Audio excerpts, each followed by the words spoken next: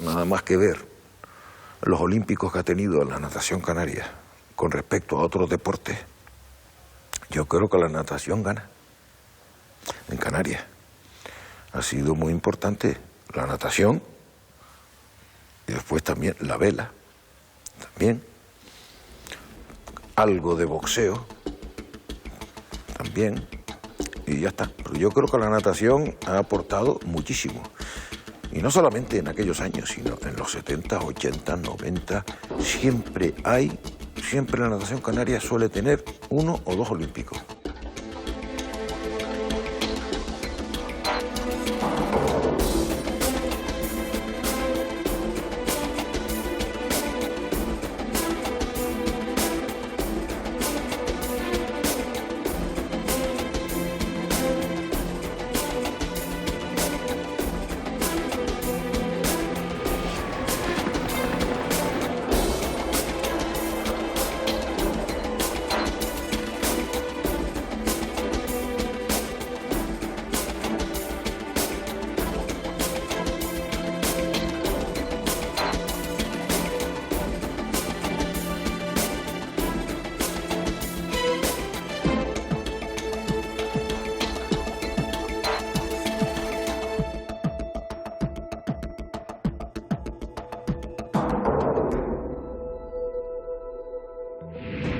Prueba en los 100 mariposas, pasé la primera ronda y en las semifinales no pude participar porque llegamos tarde, aunque parezca mentira, llegamos tarde a la piscina. Antes, una nadadora a los 22, 23 años ya era mayor.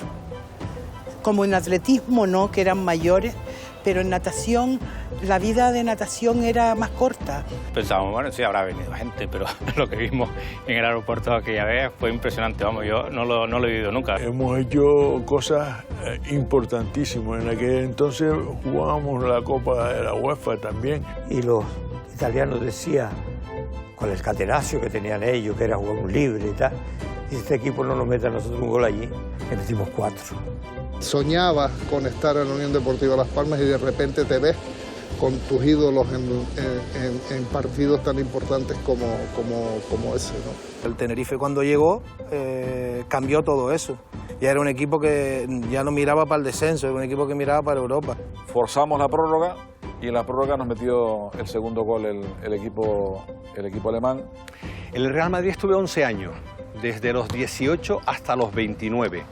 Conseguimos todos los entorchados, es decir, Copas de Europa. El boxeo canario en esa época fue una cantera importantísima que aportó muchísimo al boxeo español.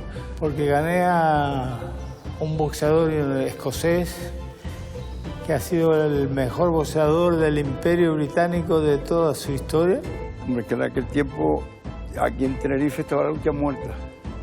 Y entonces salió el Sosa y yo y empezamos a tirar a la gente grande y venga, venga. Y entonces ya se hicieron ticos los terreros. El ser humano desafía continuamente sus límites, intelectual y físicamente. Durante el siglo XX, Canarias ha sido testigo del nacimiento de numerosos deportistas que han conseguido grandes gestas, algunas de las cuales repasamos hoy en Canarias en Portada. En 1960 surge el movimiento hippie y su consigna de haz el amor y no la guerra. Tanto fue así que en líneas generales podríamos decir que fue un año bastante tranquilo. En España se estrenaba La Bella Durmiente de Disney y en el mundo surgía la segunda ola del feminismo. Frank Sinatra cantaba A mi manera y a nuestra manera. En Canarias nos íbamos preparando para la masiva llegada de turistas.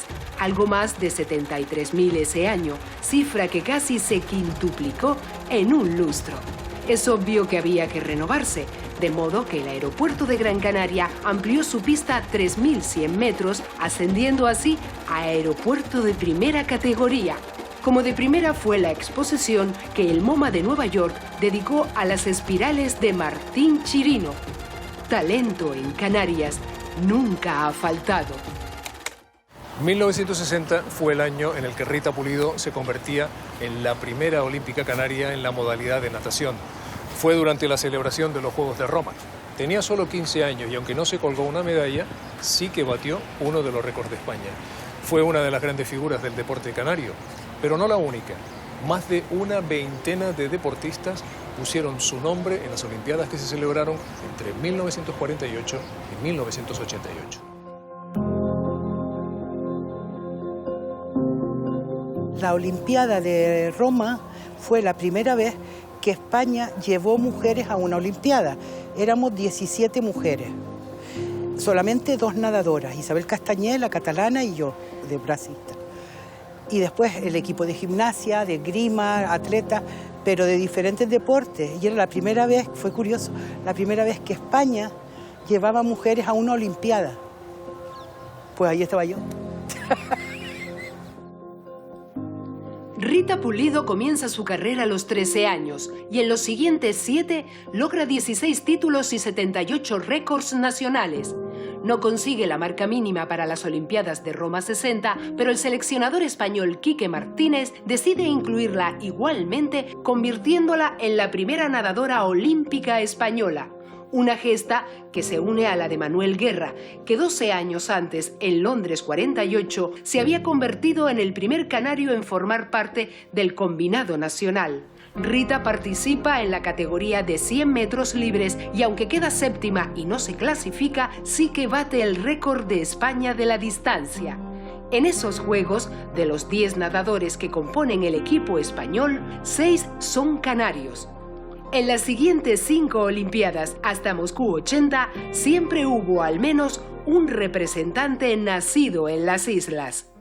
Rita, usted comenzó con 11 años a nadar, jovencita. Me llevó mi hermano Octavio a la piscina por primera vez porque yo era playera y aprendí a nadar en la playa. Entonces me llevó a la piscina y me vio Quique Martínez y Argimiro. Y Quique Martínez, el entrenador de siempre, que ya dice, no, esta me la quedo yo, porque ya llegué a la piscina sabiendo nadar bien. Y después también lo que me pasó que yo despegué muy rápido, ¿sabes? Despegué a los 11 años y pico, casi 12, tenía cuando empecé. Y a los 13 ya fui a Madrid a un campeonato de España, al relevo. Y ya fui internacional junior en con 13 años. Entonces todo fue como, a lo mejor si no hubiese despegado, pues no hubiese seguido. ¿De qué se siente más orgullosa? Pues el haber representado tantas veces a España y a Canarias, porque antes el campeonato de España de invierno y de verano se hacían por región, que íbamos de Tenerife, Las Palmas, y algún niño fue de Lanzarote alguna vez, pero en fin, que no era como ahora de club, sino era la región, íbamos representando a Canarias. Y antes, una nadadora a los 22, 23 años ya era mayor. Como en atletismo no, que eran mayores, pero en natación, la vida de natación era más corta. Ahora no, ahora ves nadadora 24, 25 años. En mi época no, y además yo había nadado un montón de años, ya me iba a casar porque nos íbamos a vivir a Liverpool, afuera de España, y se terminó, pero no es que me diera pena dejar de nadar, para nada. Después de los años, digo, cónchale, yo me adelanté a la vida, al tiempo, pero en aquel momento yo no lo... Sí, me iba a Leipzig, me iba a Chequia, me iba a no sé qué, pero no, ¿sabes? No sabía lo que estaba viviendo.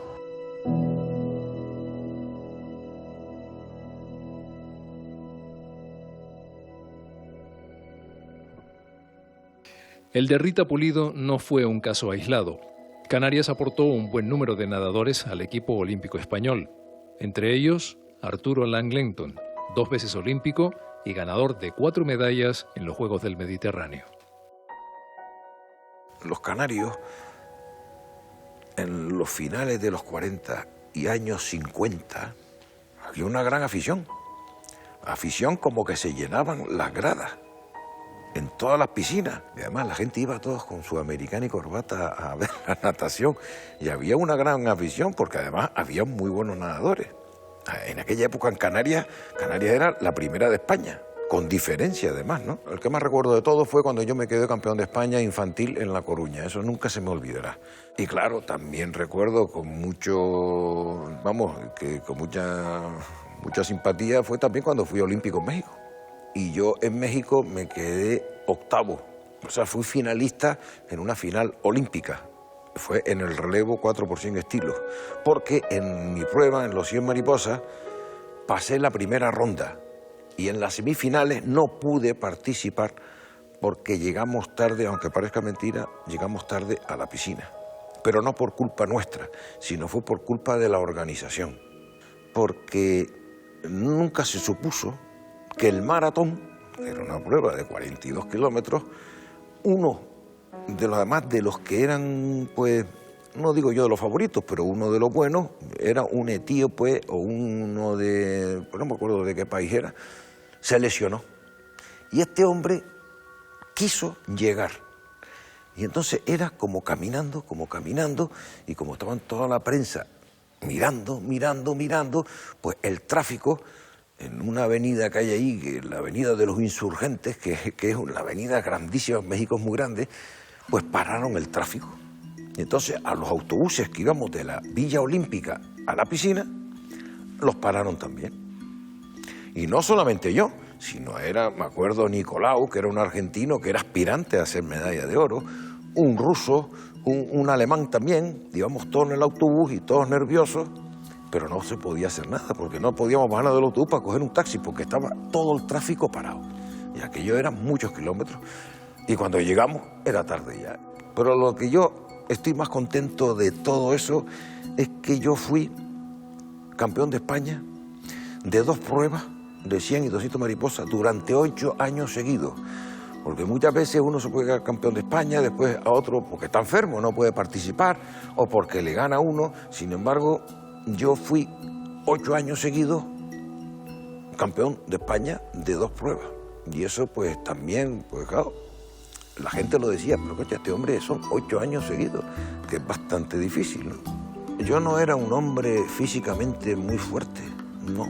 Yo era estilizado y yo lo que pasa es que yo creo, decía a la gente que yo flotaba mucho y nadaba bien, sabía nadar, el estilo de mariposa, y además casi siempre que participaba batía el récord de España.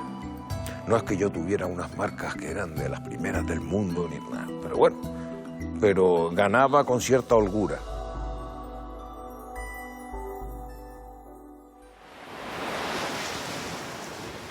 Si hay un deporte que nos ha dado jornadas memorables, es sin duda la vela. Desde 1976, cuando se celebraron las Olimpiadas de Montreal, siempre ha habido una representación canaria. Luis d'Oreste fue el primer español que consiguió 2 medallas de oro, en Los Ángeles y en Barcelona 92.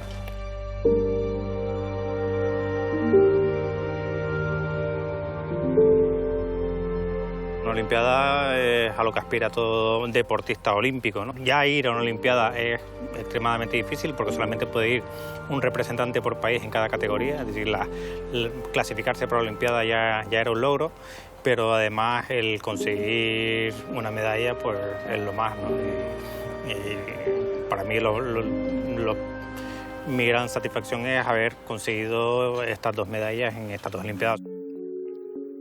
Olimpiadas de Los Ángeles 84. El gran canario Luis d'Oreste y el lanzaroteño Roberto Molina se llevan la medalla de oro de la clase 470 de vela cuando aún falta una jornada por disputar. El suyo es el único metal dorado que consigue España en esas Olimpiadas y el primero en la historia del deporte canario. Luis d'Oreste repite gesta en Barcelona 92, en la categoría Flying Dutchman, junto a Domingo Manrique. No es el único éxito de la familia d'Oreste, ya que su hermano José Luis también consiguió una medalla de oro en Seúl 88 en la clase FIN. En categoría femenina también hemos subido a lo más alto del cajón. Fue la gran canaria Patricia Guerra en Barcelona 92 en la modalidad 470 de vela. Yo recuerdo cuando llegamos de la Olimpiada de Los Ángeles, que hicimos escala en Madrid, y nos dijeron que había gente en el aeropuerto esperándonos a Roberto Molina y a mí, que habíamos conseguido la medalla. Y bueno, pensábamos, bueno, sí, habrá venido gente, pero lo que vimos en el aeropuerto aquella vez fue impresionante. Vamos, yo no lo he vivido nunca. Según veníamos del aeropuerto hasta el Club Náutico, que era donde celebrábamos esa victoria, pues estaba toda la calle llena de gente, pero desde el aeropuerto hasta aquí en Las Palmas. La vela siempre ha formado parte de tu vida desde muy pequeñito. ¿Tú sentiste esa atracción? ¿Te obligaron? ¿Te indujeron? ¿Cómo fue? No, hombre, la atracción cuando tienes 9 años es difícil, más que nada porque mi padre tampoco se dedicaba a la vela, no ha navegado nunca. El que se dedicaba era mi tío Joaquín, que organizaba el primer cursillo de vela en el sur, en la playa de Puerto Rico.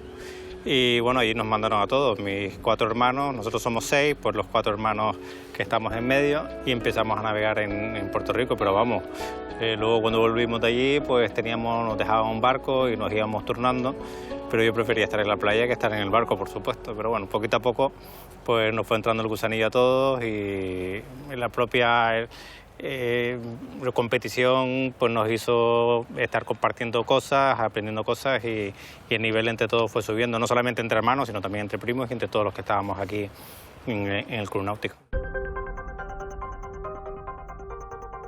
Todo el deporte ha cambiado. De cuando nosotros hacíamos preparación olímpica, ahora el deporte ha cambiado, se ha profesionalizado mucho.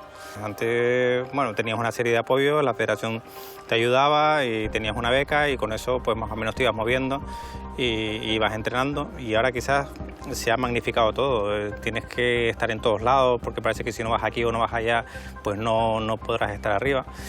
Y eso causa yo creo un poquito de miedo también. Hay algunas personas que dicen, bueno, yo a esto no puedo llegar y entonces me retiro un poco, y hay pocos que están ahora mismo haciendo una campaña olímpica pues como la hacíamos nosotros.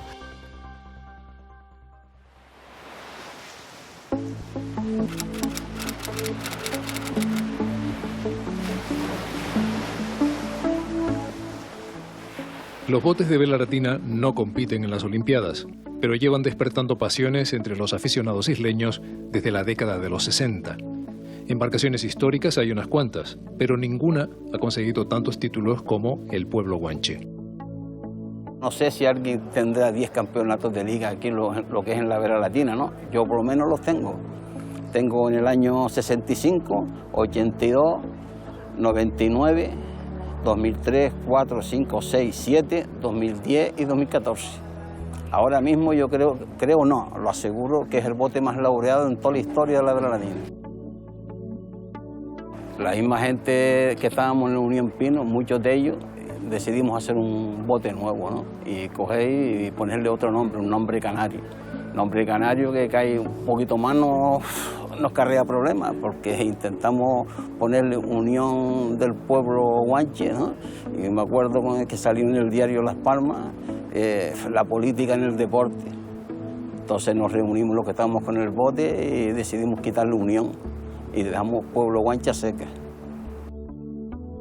Por primera vez le ganamos al Porteño en el año 65 con Tony Arias, que le echamos 5 minutos y 52 segundos. Me acuerdo que nosotros estábamos muy contentos y fuimos en coche tocando la pita con cacharros y todo detrás de los coches por el refugio, ¿sabes? Otro bote que en los años 60 y pico, 70 fue muy bueno fue Santa Catalina, con Manuel Machín, parece que se llama Machín, el majorero.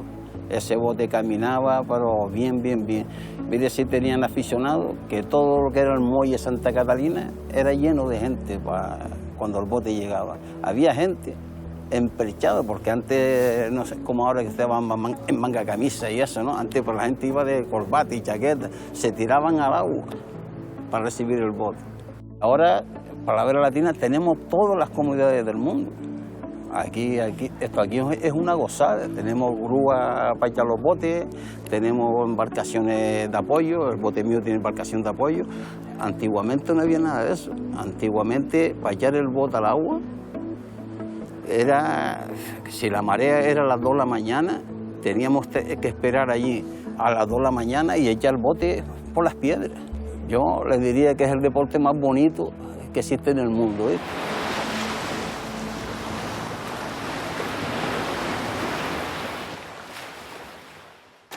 El fútbol también ha dado muchas alegrías a los canarios. Aquí en el viejo estadio insular, la Unión Deportiva Las Palmas vivió su gran etapa dorada entre 1969 y 1978, años en los que quedó subcampeón de Liga y de Copa. Al Club Deportivo Tenerife se le resistió algo más el éxito, ya que su asentamiento en Primera División no llegaría hasta 1989. Su ascenso fue realmente meteórico. En 1997 el equipo llegó a disputar las semifinales de la Copa de la UEFA.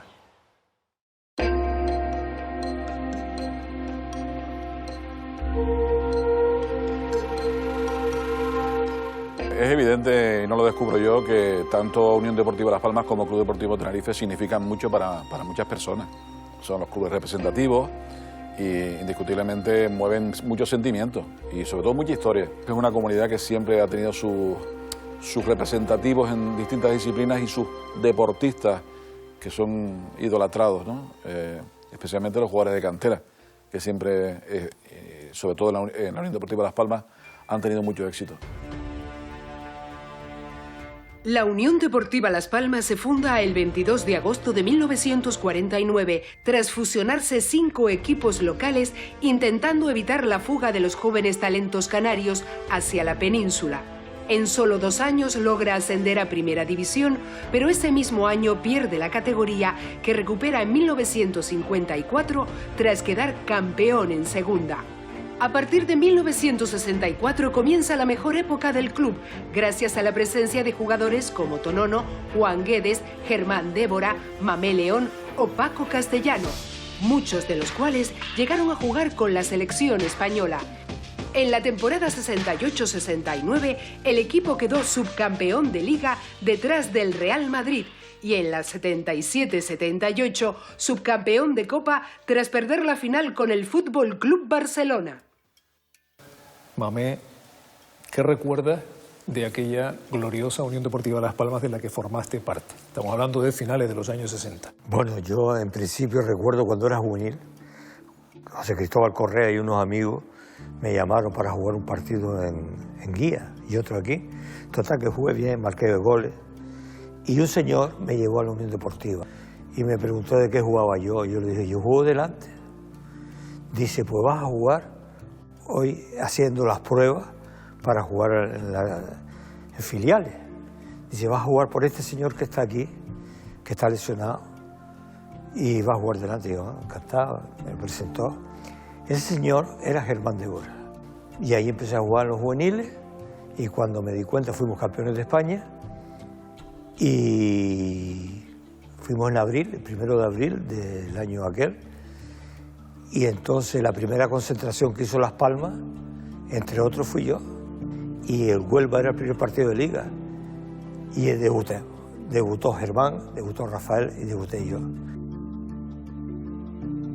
Mi debut fue en el año 1968, contra el Barcelona, aquí en el Estadio Insular, y tuvimos la fortuna de ganar 2-1 y marqué a Cossi, un hombre que era muy importante en el Barcelona, y ese día, pues según dijo él mismo, que no le había tocado un balón.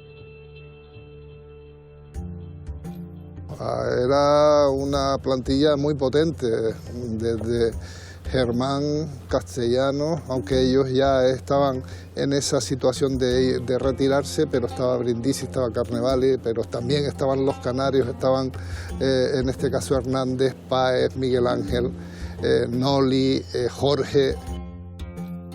En el fútbol yo di todo lo que pude para la Unión Deportiva. Intentábamos jugar lo mejor posible y cada uno hacía su misión. Yo decía, si yo juego esto, tengo que jugar, tengo que poner todo lo que yo pueda poner. Yo iba a meter piernas por todos lados, a decir, aquí estoy yo. Lo más que yo recuerdo es que fuimos una familia para el equipo. Fuimos una familia muy unida y eso fue lo importante para la Unión Deportiva. Nosotros teníamos un bloque y lo hablábamos nosotros, aparte del entrenador. Y salíamos al campo y salíamos con 2 memoles bien puestos y orgullo. Y éramos todos canarios. Fundamentalmente lo que representaba la Unión Deportiva Las Palmas era el sentirte orgulloso de ser canario. como la Unión Deportiva Las Palmas no hay ningún equipo. Primero, que tiene que ser familiar, que hemos conseguido cosas importantísimas. El equipo tiene un sentimiento que no lo podemos dejar en todo momento. Yo pienso de que el sentimiento canario no se debe dejar en ningún momento. Era un privilegio estar en la Unión Deportiva Las Palmas. Soñabas con estar en la Unión Deportiva Las Palmas y de repente te ves con tus ídolos en partidos tan importantes como ese, ¿no? De esos 300 y pico partidos, y quitando los que fueron campeonatos en los que hubo un premio, hubo una copa, ¿de cuál no se olvidará nunca? El Torino, que yo creo que fue el mejor partido que ha hecho Las Palmas, jugando yo. Me parece que es el mejor partido que ha hecho Las Palmas en la historia. Jugamos en Turín, perdimos 2-0 y los italianos decían, con el catenaccio que tenían ellos, que era jugar un libre y tal, y si este equipo no nos mete a nosotros un gol allí, le metimos 4. En aquel entonces sí fuimos también subcampeones de Copa.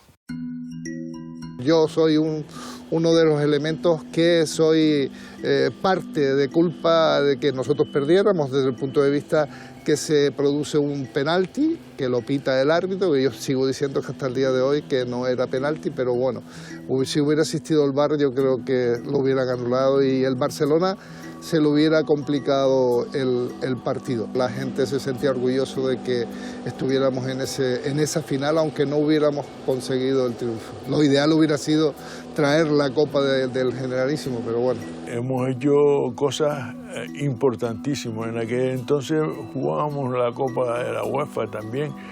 Entonces yo creo que fue el club que más cosas consiguió en aquel entonces. Este equipo ha conseguido hitos importantes, que a lo mejor algunos no se han dado ni siquiera cuenta de lo que ha sido esta institución, en este caso la Unión Deportiva Las Palmas.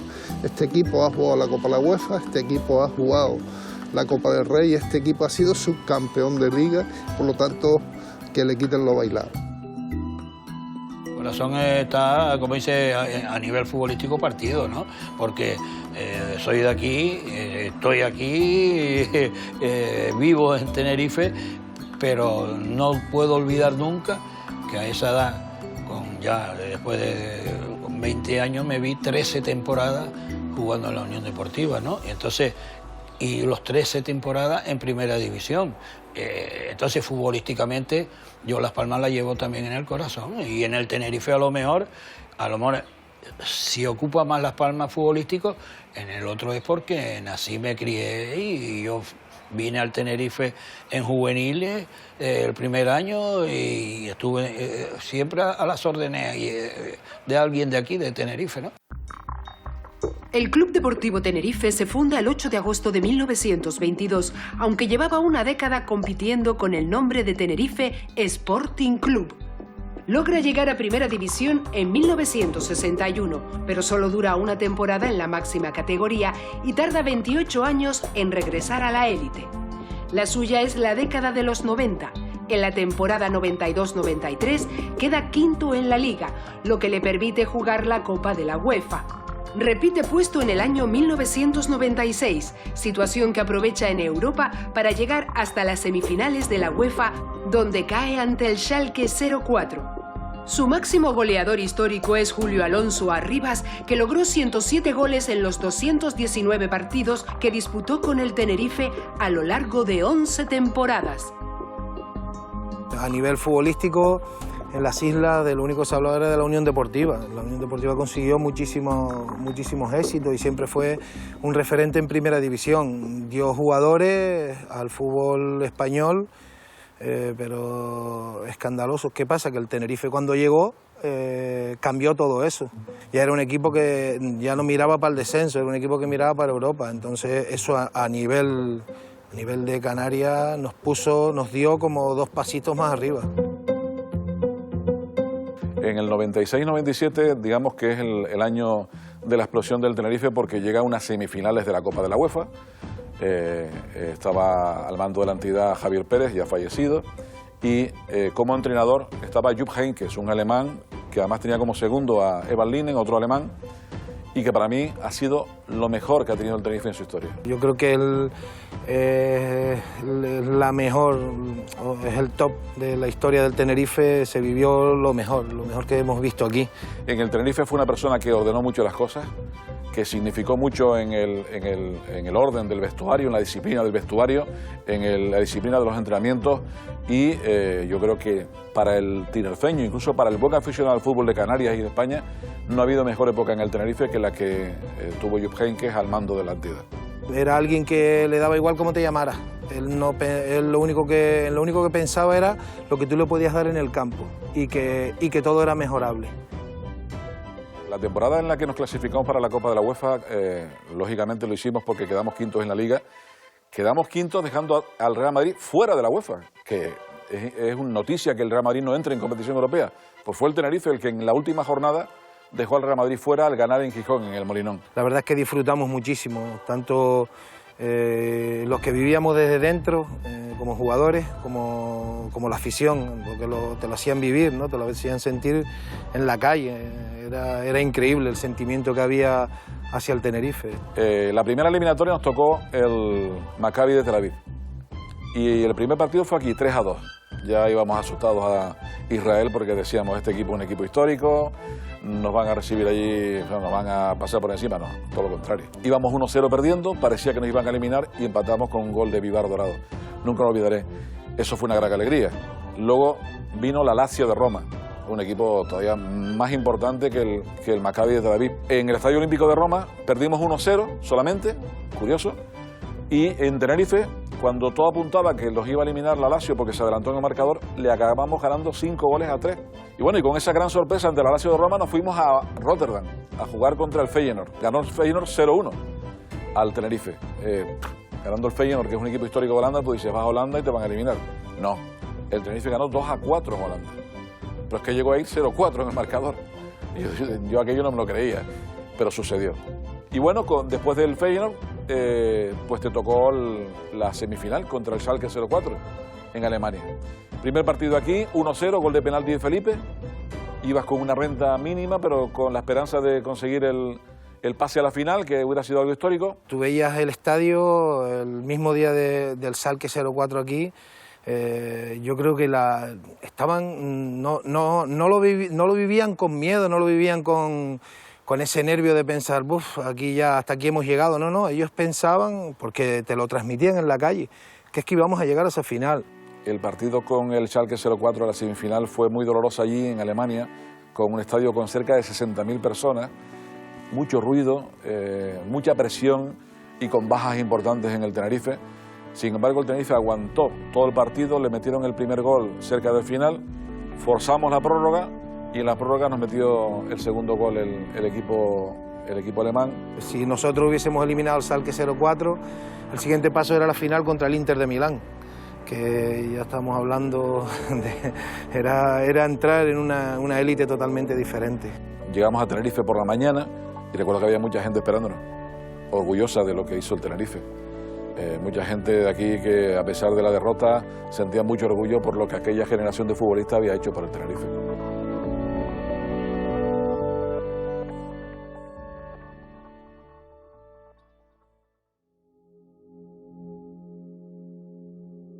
Los equipos canarios de baloncesto han comenzado a codearse con la élite en el siglo XXI, pero eso no quiere decir que en el pasado no surgieran de las islas grandes jugadores.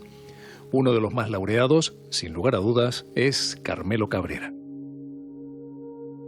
Empecé a hacer deportes desde la infancia, pues como todos los niños en aquella época, jugando al fútbol. Y a eso de los 10, 12 años sentí la llamada del baloncesto. El primer partido oficial que se juega en Las Palmas es el Claret o Corazón de María contra los jesuitas. Y a partir de ahí pues ocupé y participé en todas las categorías, en minibásquet, en infantil, en juvenil, siempre en ese colegio, en lo que es actualmente el Gran Canaria de hoy. Cuando terminamos en el colegio, hay un año de transición que nos vamos al Club Natación Metrópole, que es un club netamente de natación, pero que tiene una sección de baloncesto. Participamos en juveniles, nos vamos al Campeonato de España y curiosamente quedamos campeón de España juvenil. Luego estuve seleccionado para la selección junior de un Campeonato de Europa que se iba a celebrar ese mismo año en Vigo, y ahí es cuando el Real Madrid me vio y me ofreció jugar en el Club Blanco. En el Real Madrid estuve 11 años, desde los 18 hasta los 29, y ahí pues conseguimos todos los entorchados, es decir, Copas de Europa, 2 copas concretamente, una en Nantes en Francia y la otra en Múnich en Alemania, y luego 10 ligas nacionales, 7 copas en aquella época del Generalísimo, hoy Copas de España. Y luego también coincidí con 2 hombres que luego se dedicaron también a la comunicación, como era López Iturriaga, Juan Manuel López Iturriaga y Fernando Romay, en el cual yo los llevaba casi siempre a entrenar por la cercanía y porque en aquel momento ellos no tenían medio de transporte.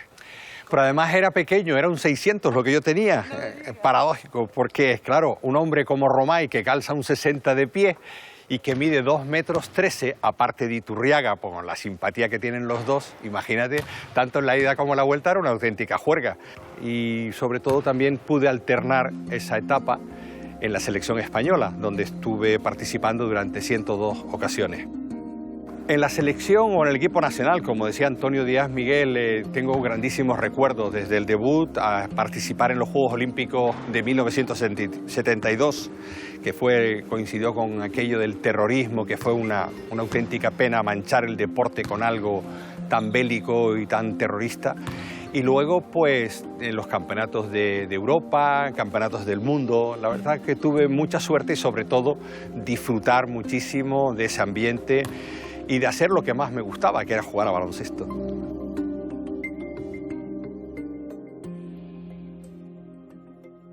La historia del deporte canario estaría incompleta si no incluyéramos en ella el boxeo, una disciplina que tuvo su mayor gloria en los años 60 y 70 con boxeadores como Juan Albornoz Sombrita, campeón de Europa de los superligeros tras vencer al italiano Sandro Lopopolo. Hasta 12 campeonatos de España tuvieron como protagonistas a púgiles canarios.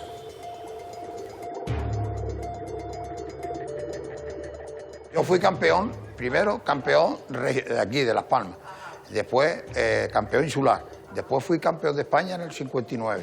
En el 59 fui a los Juegos del Mediterráneo en Beirut, y gané medalla de plata. Después estuve internacional en Glasgow, en Escocia, España y Escocia, también gané allí. Y después ya fui a la Olimpiada de Roma en el año 60.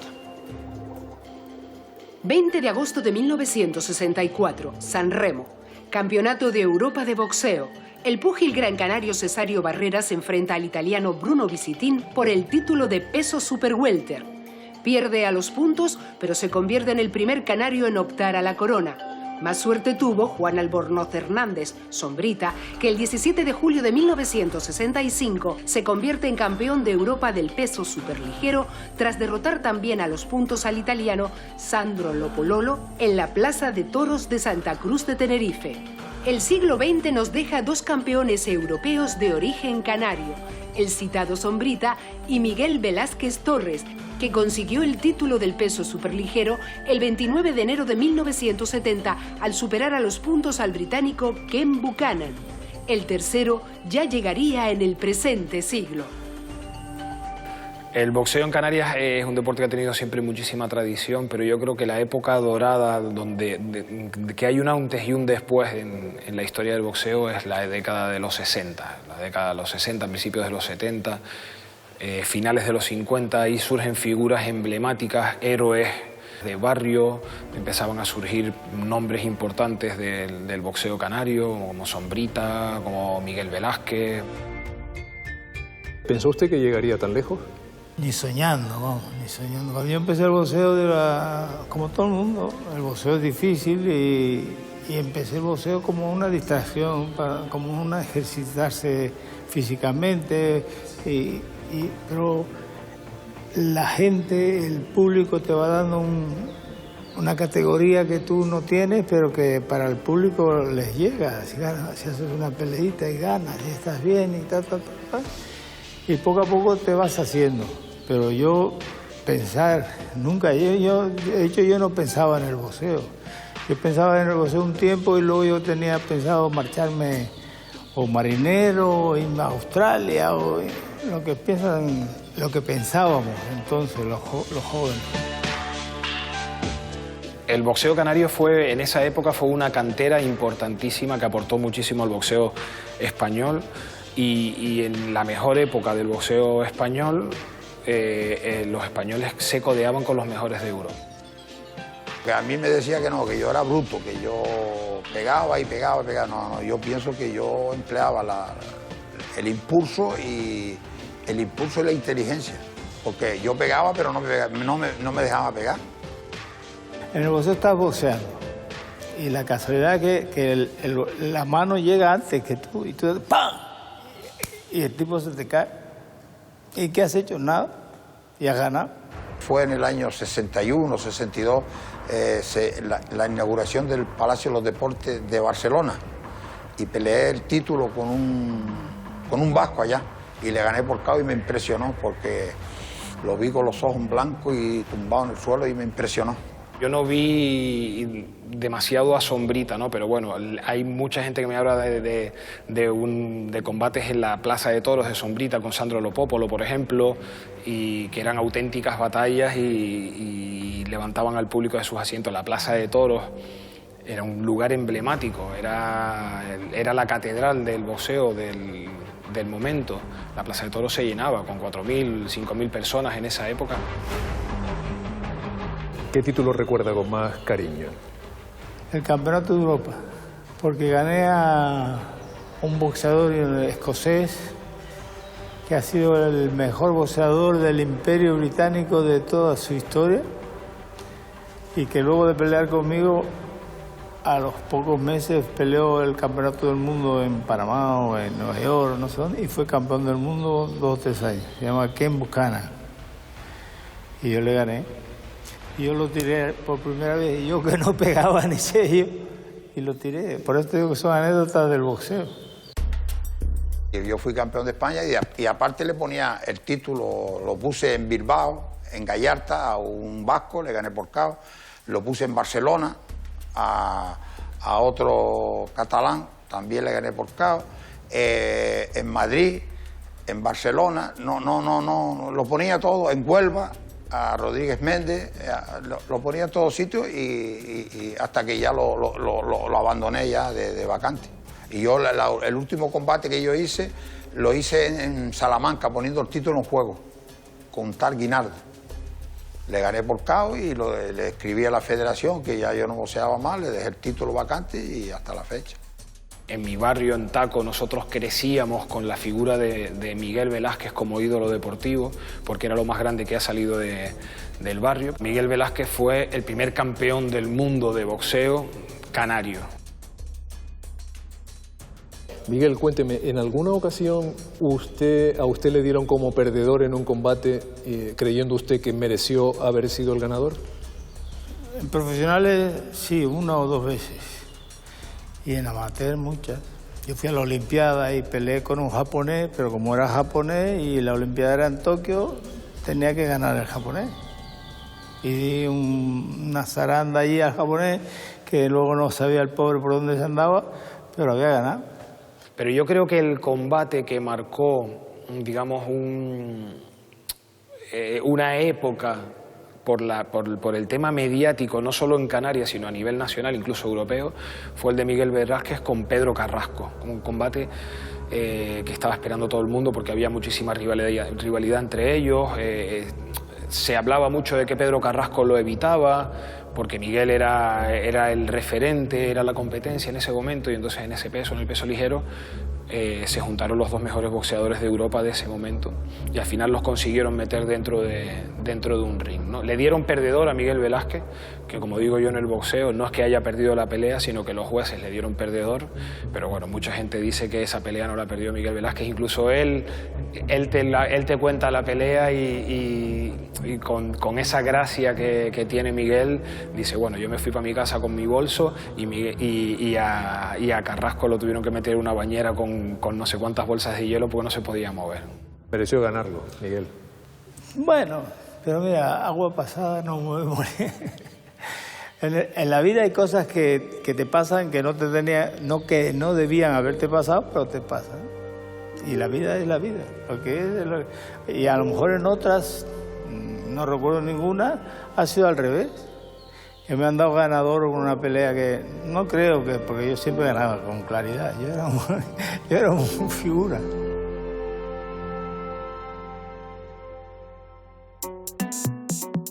La lucha canaria no se practica casi en ningún lugar fuera de nuestras fronteras, pero aquí, sobre todo en el siglo XX, fue un deporte de masas, capaz de reunir en los terreros a miles de personas dispuestas a jalear a sus grandes héroes, los luchadores, que ya son historia de este deporte. La preparación física que hacíamos nosotros era quizás un poco bruta, ¿no? Porque, por ejemplo, nosotros íbamos a entrenar a López Oca, Santiago Ojeda, yo, Mencara, Miguel Ángel, y cargábamos con el compañero y subíamos los escalones del López Oca uno por uno, con Santiago Ojeda, que pesaba 120 kilos, imagínate, y Santiago Ojeda cargado después conmigo. Eso era para coger piernas. Pues yo era malo, los primeros años fui malísimo.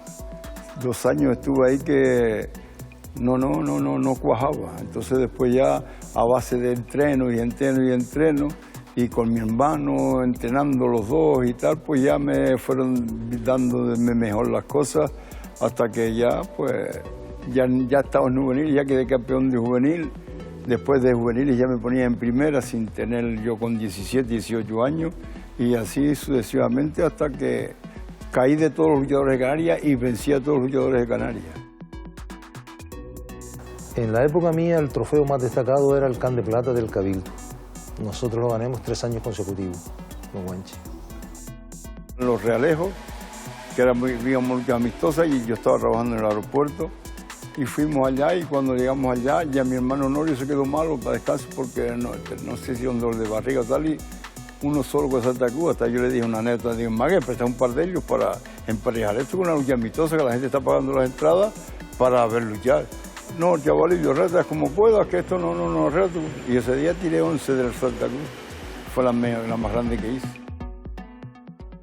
Pero había un luchador que tenía el mismo apellido, el Pollo de la Olleta, que me decía, mañana, teníamos muy buena amistad, mañana te voy a dar un pencazo que te voy a partir en 2.